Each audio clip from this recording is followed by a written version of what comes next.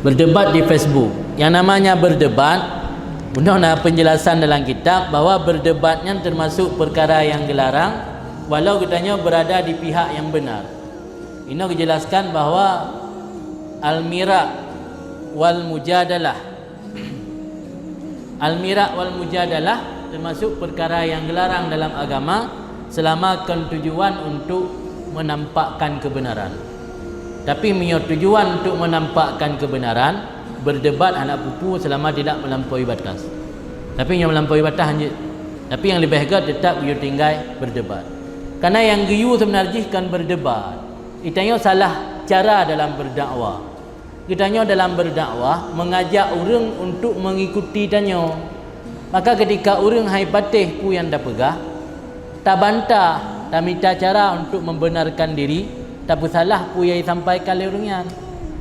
Padahal dalam agama, ud'u ila sabili rabbik, ajak manusia kepada jalan Tuhan. Ajak manusia kepada jalan Tuhan. Yang beri hidayah Tuhan.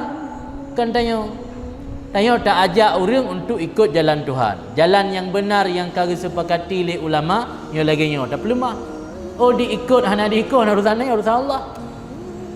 Abu Talib yang tukang beri hidayah hadra ke Nabi, tapi kerana hana beri hidayah Allah, tetap mana? Jadi orangnya tanya terpaksa orang berikut lagi tanya. Sehingga tak betul tu. Apa yang dah sampaikannya tak betul. Menyai bantah dia pergi siap tak bantah ke lain. Jadi perdebatan menyalahi contoh maksud orang yang menyalahi akidah.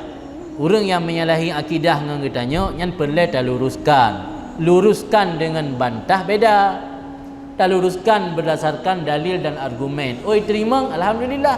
Hana terima mesti Allah hana beri hidayah alam. Jadi perdebatan di media sosial dengan orang yang berbeza akidah kadang-kadang takalan atau terbaca akan melampaui batas. Nya hana gebilah agama gelarang. Walaupun dengan alasan untuk mempertahankan akidah yang benar. Untuk mempertahankan akidah yang benar cukup dengan menyampaikan dalil. Sampaikan dalil yang benar, selesai. Oi patih hana patih ke urusannya yang Allah hana beri hidayah lah. Baik tak sambung le. Biasanya tak sambung. Habis-habis yang murau-urau sambung-sambung. Jangan kali persoalan akidahnya yang dah bahas. Umum je lagi yang cini baca media sosial urus-urus mendebat persoalan hukum tu. Kan menjurus ke hal-hal yang lain. Kata tenak gurai-gurai nan, kata sebut ponyo na betul, poje na betul, terus bagampung ni kata ungkit-ungkit.